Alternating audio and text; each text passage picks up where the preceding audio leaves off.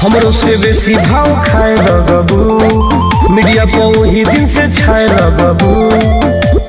शादी हमरे से कल हमर जान अहिरान बोकाए लगबू।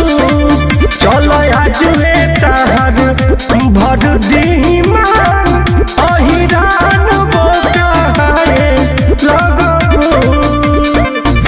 सोशल मीडिया के क्यों हो जिबुए रे।